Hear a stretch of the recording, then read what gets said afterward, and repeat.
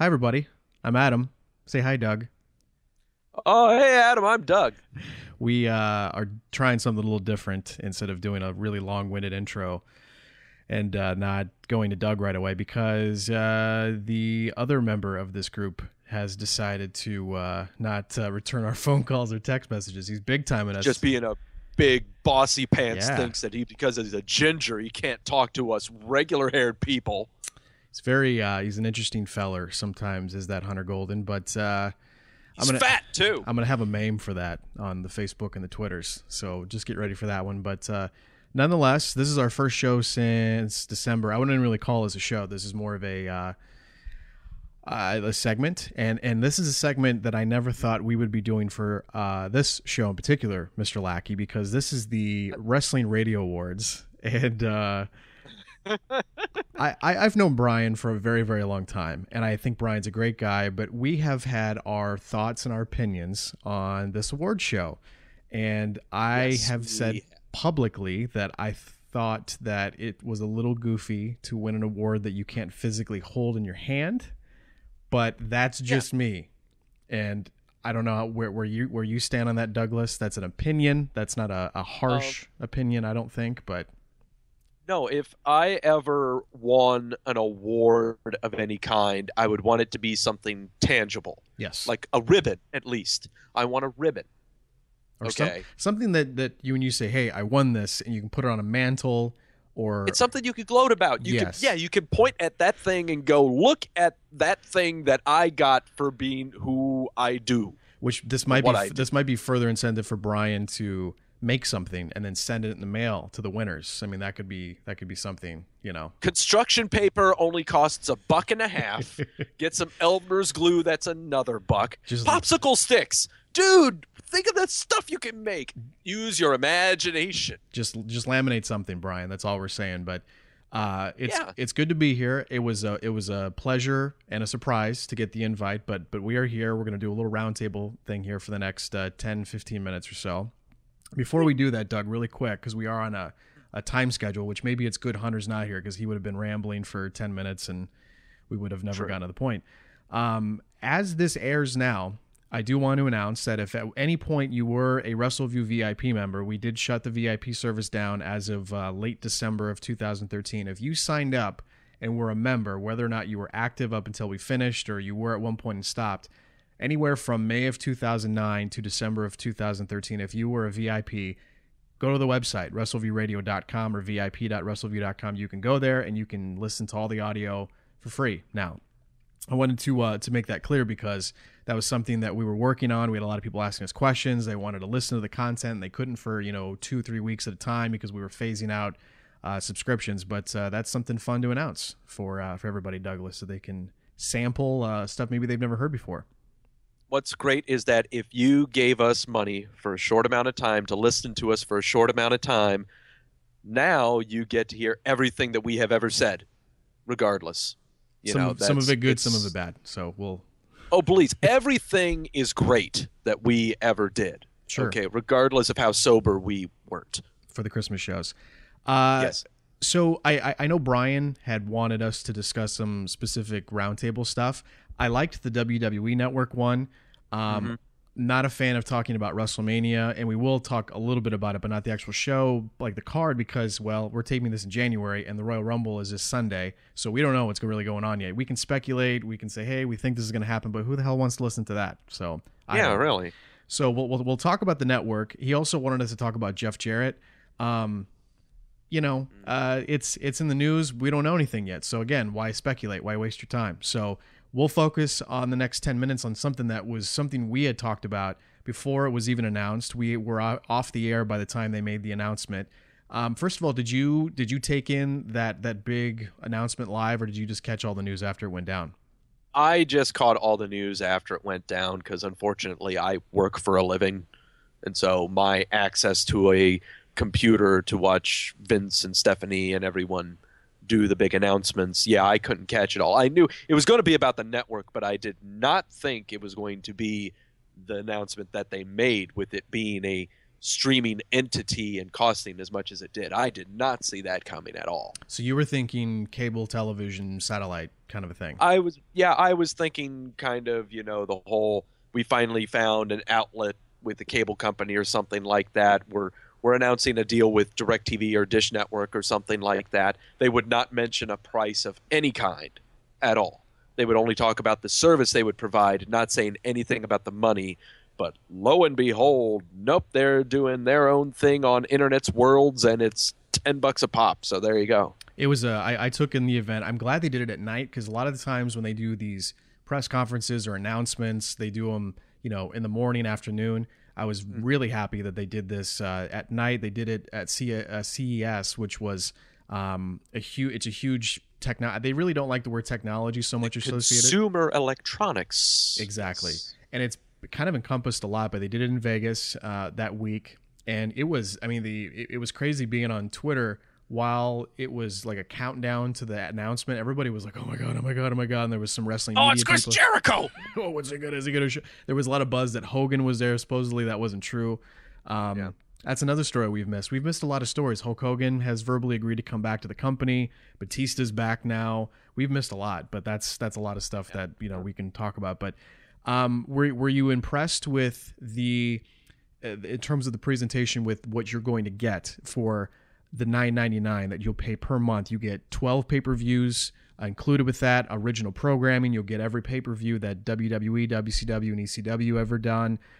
Some limited television programming. I'm not sure the full library. I know that all the ECW shows will be available. I'm not sure if every episode of Raw, Nitro, SmackDown, who knows, but we'll kind of see. But when you found out everything that you were going to get for the $10, were you impressed? Were you willing to basically sign up right away, or what was your take on it?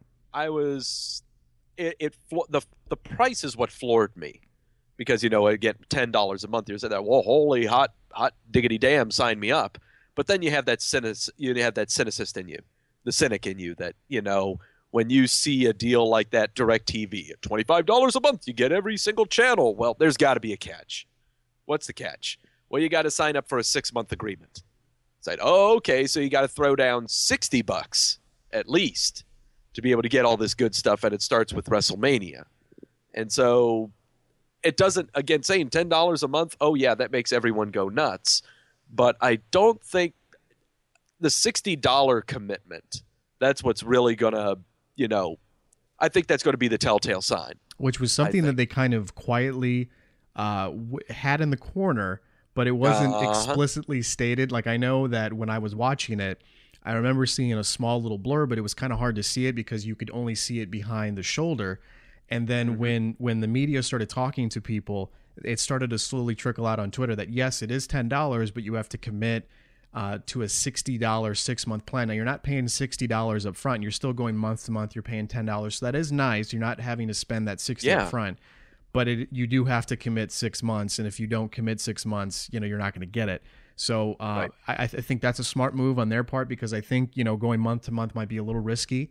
And there's just so much they're going to have. And also we should say that too, and maybe some people aren't aware of this or not, while it's going to be primarily advertised and marketed as an on-demand service, in addition to the live pay-per-views, it's going to be basically a channel that is on 24/7. So when you open it up, there's going to be a programming block that you can open up, and it's just going to be live.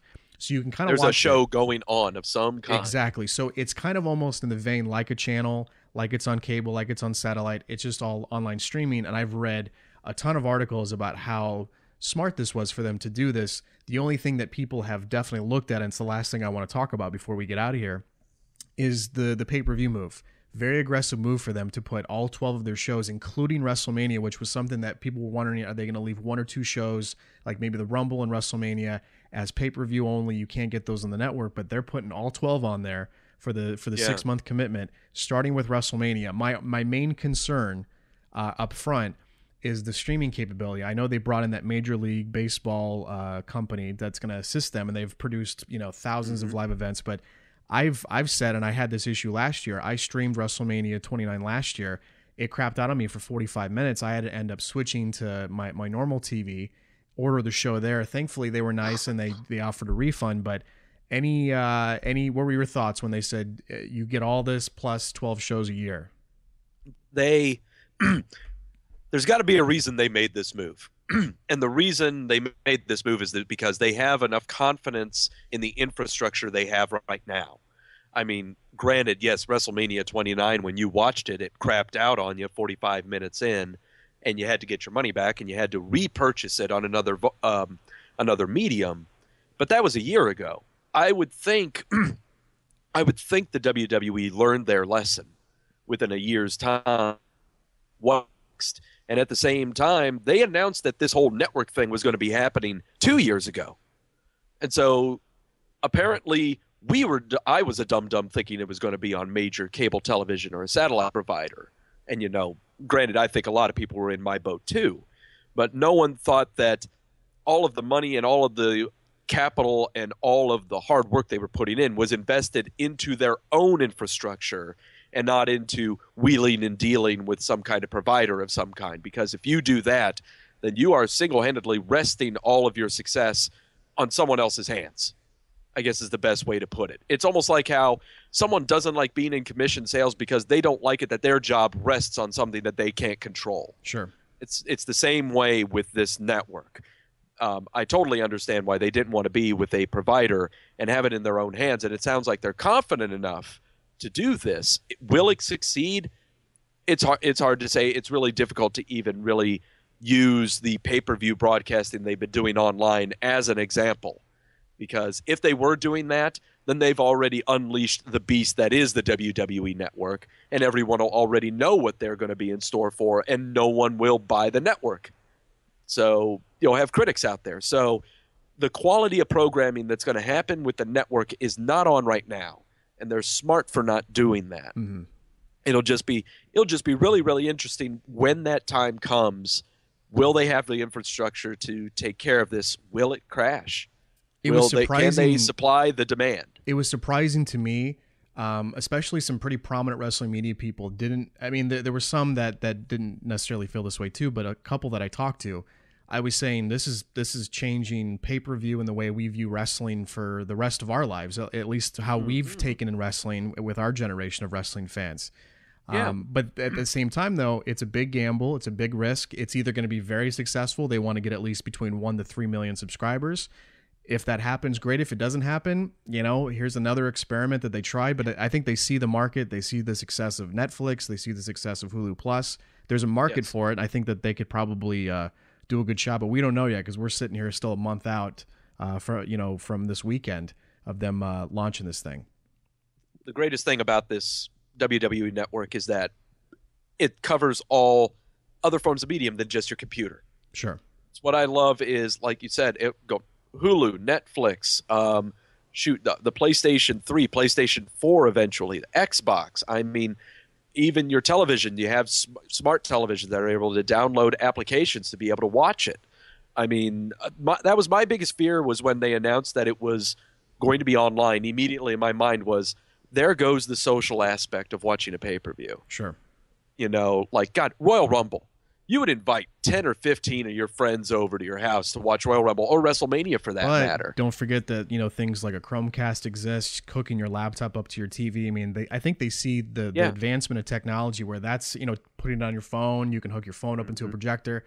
I really do feel like this is maybe a little ahead of its time. Maybe it's a little too soon, but they had to make some kind of a move because they've been waiting to announce this for so long. So I understand where you're coming from, and it's definitely going to take some getting used to. I think, especially for guys like us that have been used to watching wrestling a certain way, we adapted to the Twitter, social media aspect of watching live programming, and now here's kind of the next evolution of it. So it's going to be interesting. What this eventually leads to, right? What's that?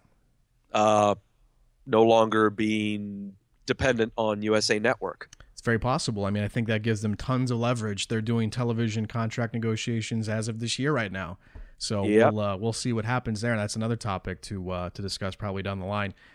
Guys, we got to get out of here, but I want to thank Brian. I want to thank AudioWrestling.com. I want to thank the Wrestling Radio Awards for letting us do this, letting us kind of come back and have some fun wrestling discussion. If you liked this, if you liked kind of what you heard and what you saw, let us know. Tweet me at Adam Wrestleview on Twitter. Doug, let people know how they can find you on the Twitters. It's at Doug Wrestleview. I do funny ha-has on Monday night to get you peeing your pants. There you go. And always follow us at Wrestleview on Twitter, wrestleview.com, and wrestleviewradio.com for all the past VIP content if you were a member between 2009 and 2013. Thank you for listening. Thank you for tuning in, and we will talk to you soon.